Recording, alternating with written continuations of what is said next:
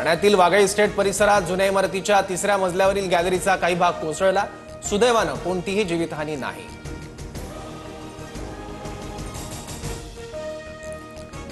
मुंबईत पावसामुळे काल 80 विमानांची उड्डाणे प्रभावित। 3दा रनवे बंद करण्याची वेळ, मात्र पावसामुळे कोणतेही उड्डाण रद्द नाही।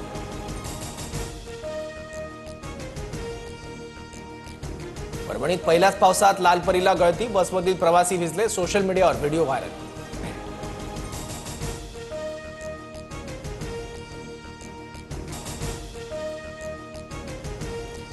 मिठी नदी गाळ उपसा घोटाळ्याप्रकरणी डिनू मोर्या अटकपूर्व जामिनासाठी कोर्टात।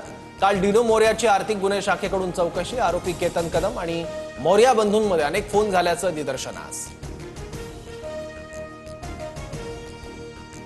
देशभरात कोरोनाचे 1000हून अधिक रुग्ण। राज्यात 69 नव्या कोरोना रुग्णांची नोंद। मुंबईत सर्वाधिक 37 नवे रुग्ण, तर कोरोनामुळे देशात 10 तर राज्यात 5 मृत्यू।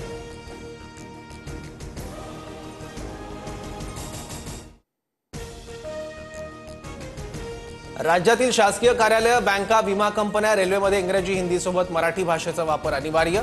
सरकारकडून आदेश जारी।